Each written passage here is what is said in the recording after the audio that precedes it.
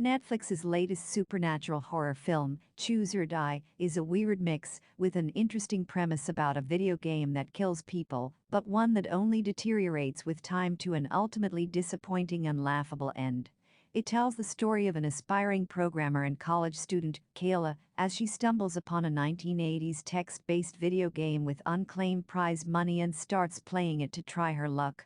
Other than the premise and the subsequent disappointment, there is nothing noteworthy in Choose or Die, and it is a forgettable film for even those specifically interested in the technology horror genre. The film opens at the house of Hal, a wealthy middle-aged man with an avid interest in collecting old-school video games and other pop culture memorabilia from the 80s and 90s. One night, he boots up an old cassette he had recently found of a 1984 game named Cursor, pronounced as Cursor. The game seems to be a text-based role-playing adventure at first, as it gives Hal the option to either seize or ignore a precious chalice. Hal disinterestedly picks up his bottle of beer and takes a swig, and sees the game automatically choose the option to seize. A few more interactions of such manner follow, and Hal realizes that the game is somehow linked to reality. The menacing green text then suddenly asks him to choose between his tongue or her ears, and forces Hal to make a choice. The man is then horrified to find that his wife has cut out their son's tongue, not by her choice, though, as if his choice forced her to do it. The game then continues to torture Hal, making him take decisions and always claiming to either choose or die. 3 months later, a young college student, Kayla, struggles to keep up with living expenses with an unwell mother and works as a cleaner at a company called Kismet. She is friends with Isaac, a young adult boy overly dedicated to everything related to computers, who is also romantically interested in her. Amidst the rubble of old hardware from a house clearing, Kayla finds an old cassette of the same game, Cursor, with a mention of a $125,000 prize on its cover. Calling up the number given, the two find out that the money remains unclaimed and decide to have a try for themselves. That night, Kayla boots up the game at a local cafe, despite Isaac not showing up. She, too, realizes that the game is in control of reality, and is then made to choose between making the waitress continuously shatter glasses and stopping and cleaning up. She tries shutting her laptop down, but is swiftly transferred to some otherworldly realm with her brother, who had drowned and died years ago, and is forced to open it up again. She then chooses to make the waitress clean up, and stands there being terrorized as the waitress's body forces herself to shove the pieces of broken glass into her mouth, and ultimately bleeds herself to death. The game screen on Kayla's laptop reads that she has successfully completed the first stage, and that the game will continue at the same time the next day. What was the reason behind the existence of Cursor? Kayla wakes up the next morning and realizes that none of it was a nightmare, as the police want to talk to her about the incident, which they believe to be a suicide. The young woman has a difficult family life as her mother has turned to drugs, trying to forget the death of her young son Ricky, and she is incessantly disturbed by a local drug peddler, Lance, who often suggests she turn to prostitution. Kayla destroys the game's cassette and then goes to Isaac and tells him everything, but he is not very convinced by any of it. That night, as she sweeps an empty hall at her work, the game once again boots up this time on an office computer. A two-dimensional puzzle-like interface crops up on the screen, with 3 rooms and a human figure, and a big rat figure inside. At the same time, Kayla receives a call from her mother, who claims that there is a huge aggressive rat inside their apartment trying to attack her. The daughter realizes that she is the one controlling the rat via the game screen, and she is forced to ask her mother to jump out of the window in order to save her from the monster. As her mother is hospitalized with numerous injuries, Kayla goes over to their apartment and finds it wrecked apart, realizing that there had actually been some monster inside. She returns to Isaac with much more desperation, and the two try to get into the codes of the program. They find a strange language of symbols inside the code, but notice the absence of any cursor that is a necessity for them to get deeper into the coding. The game again boots up, and, this time, forces the friends into choosing between 2 doors, which lead them to the foggy, otherworldly realm that Kayla had seen before. Here she is given the choice of saving either Isaac or Ricky, and she intelligently chooses her friend over her already dead brother. After surviving the level, she tells Isaac how she always blames herself for the careless demise of her younger brother. The next morning, Isaac hacks into the phone number on the game's box and locates the storage facility from where the recorded calls are answered. The two drive to the place and start to explore the decrepit warehouse to find their way into an abandoned room where the game was made. They find a videotape that shows the creator, Beck, explaining that he had come across the strange symbols somewhere and had been cursed by them until he implemented those very symbols into the code of a text-based horror survival game he was making. In the video footage of the first test run of the game, a man is seen forced to choose or die between eating a computer and eating his own arm. He mockingly chooses the second option, but his body is taken over by some unexplained force, just like the waitresses, and he is forced to eat his own flesh. Meanwhile, Beck had cut open a deep wound on his palm for demonstration, and then showed how his gushing blood and wound disappeared as the man in the test run hurt himself more and more. The game's creator then explains how the cursor benefits as much as the curse suffers, and then lays out his plan to release this video game with the intention of his own benefit.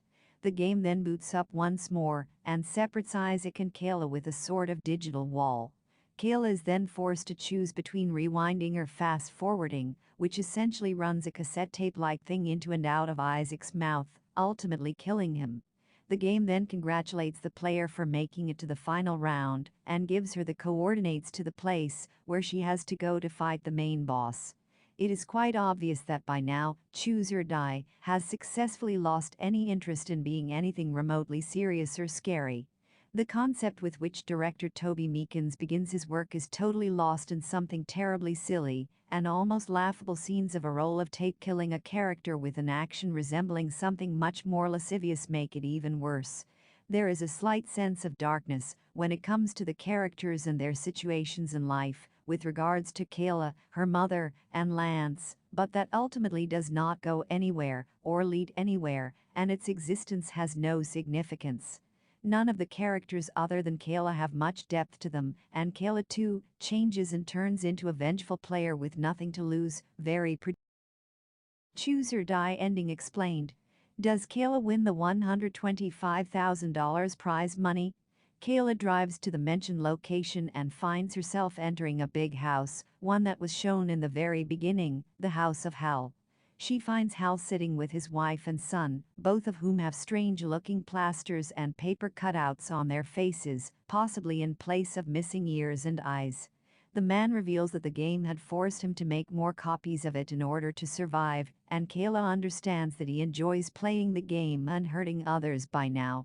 Soon, the game boots up and asks them to fight each other, but they realize the twist only after a moment. A blow does not hurt the one hit, but rather the one who is hitting. A fight ensues, which gets Hal's wife and son involved as well.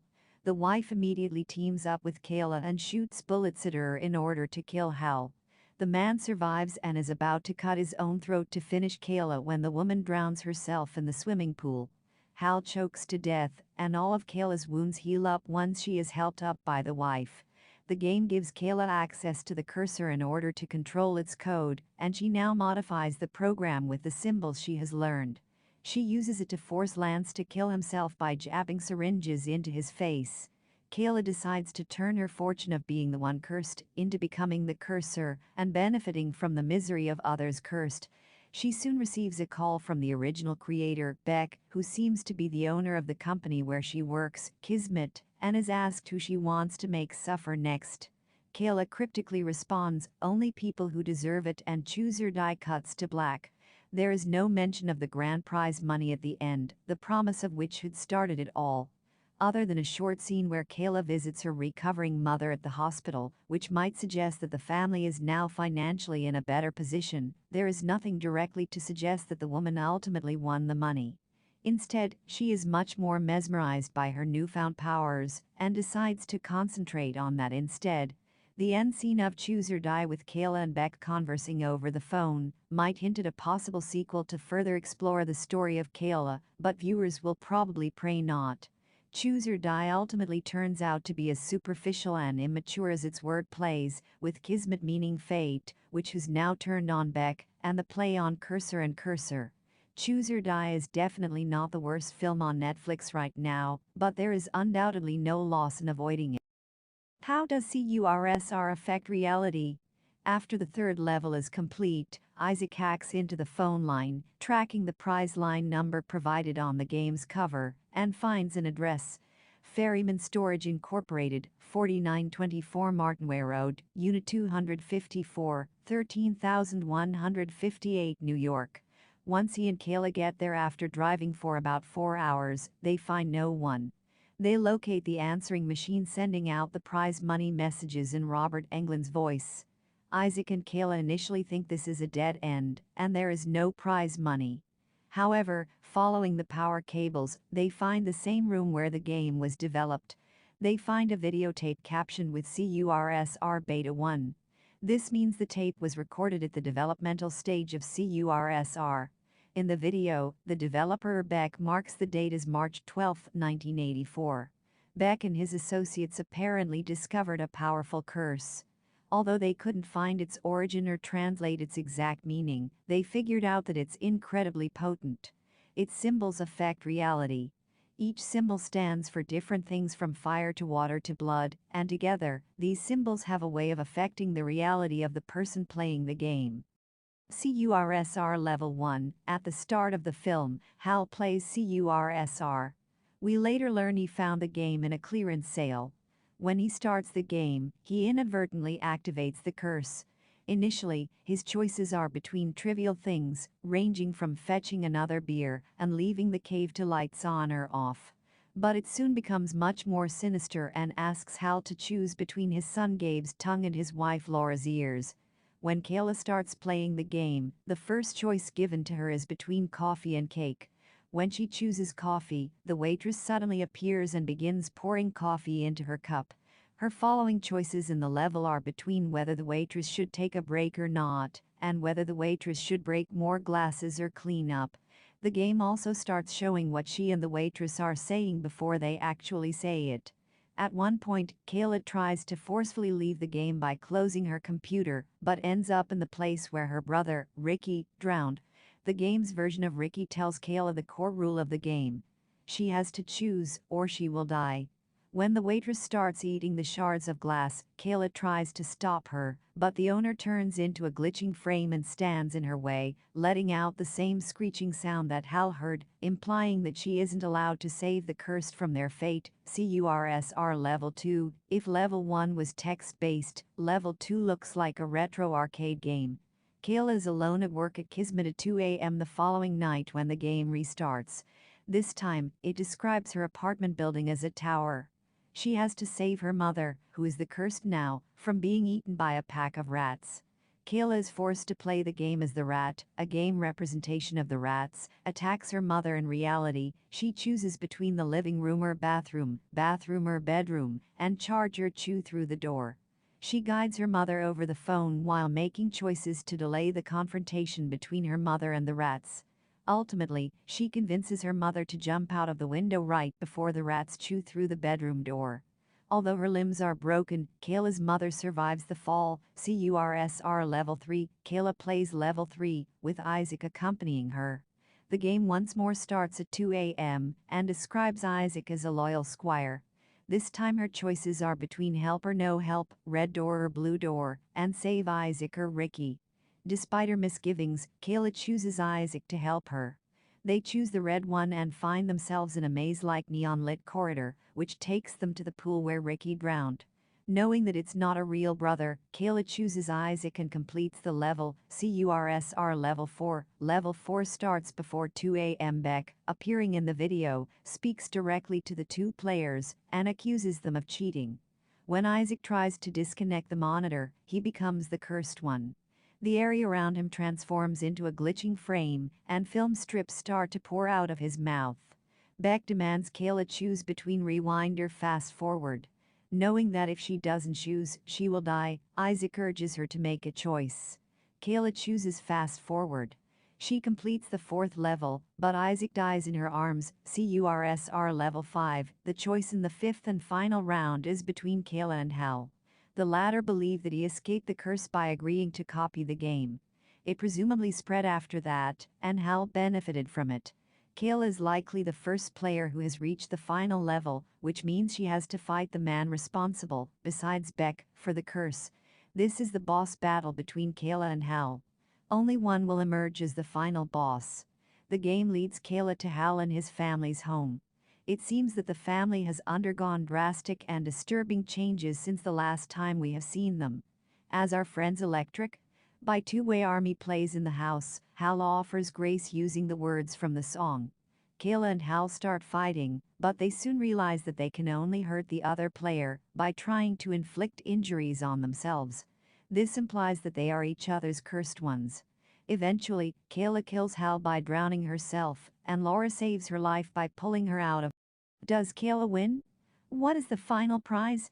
After finishing the third level, Isaac and Kayla head to a remote warehouse, where they hope to find a way to terminate the game. At the warehouse, the duo learns about the game's creator, Beck, and how he used the cursed symbols to create the game. As Isaac tries to search for the command prompt to end the game, he is essentially trying to cheat the game and becomes cursed. The game activates the fourth level, and Isaac begins to vomit videotape and is trapped. Kayla is forced to choose between rewind and fast forward to save Isaac. She chooses the latter, leading to Isaac's death. The game then leads Kayla to a remote house for the fifth and final level. At the house, Kayla meets Hal, the man who made copies of Chooseordie to protect his family. Hal is the game's final boss, and Kayla faces off against him in the last level.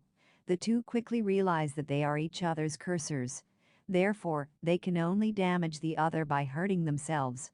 In the end, Kayla drowns herself, leading to Hal's death. Thus, Kayla conquers the game and emerges victorious. Ultimately, Kayla completes the game, but her prize is something far greater than money.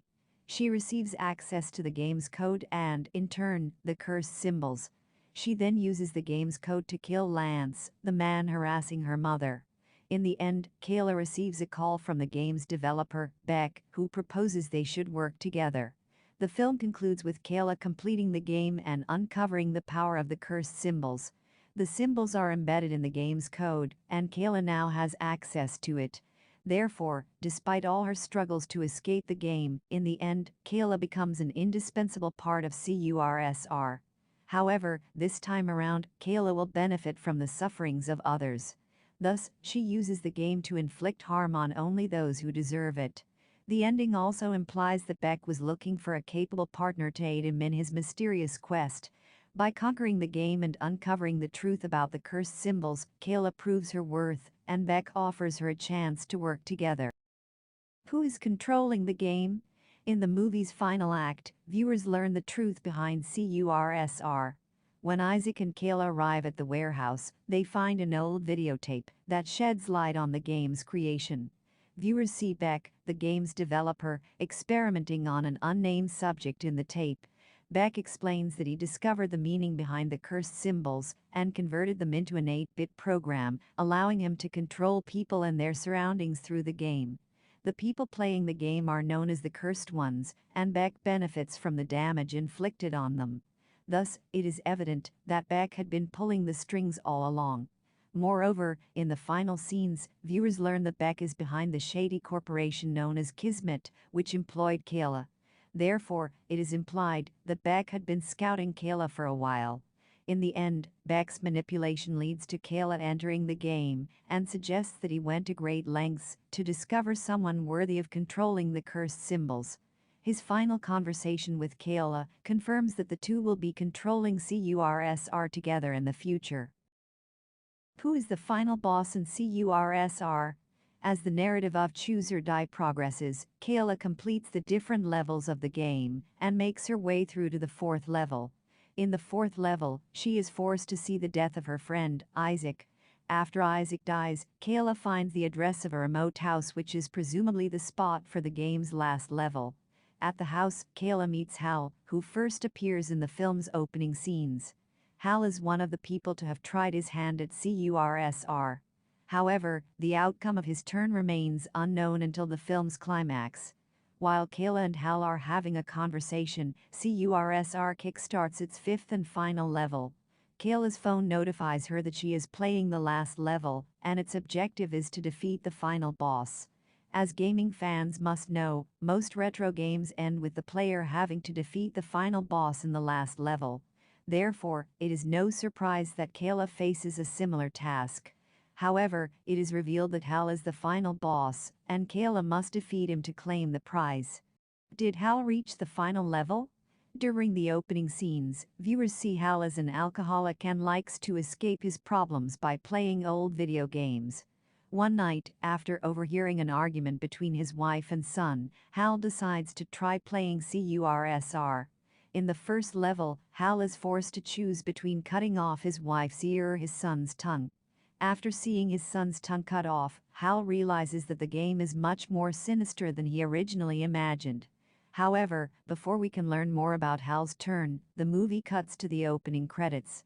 In the film's climax, viewers finally learn how Hal's time playing the terrifying game turned out.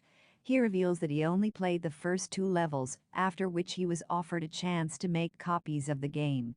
Hal accepted the offer to protect his family. However, unbeknownst to Hal, his actions inadvertently made him the game's final boss. In the end, Kayla and Hal fight, and both realize the only way to win is to kill the other. However, due to the game's code, they can only inflict damage on the other by harming themselves. Thus, Kayla drowns herself, leading to Hal's death. After Hal dies, his computer declares that his game is over. Ultimately, by becoming the final boss, Hal does reach the final level in a manner of speaking. His tragic fate reminds us how no one can truly escape the clutches of Chooseordie once they start playing the twisted game.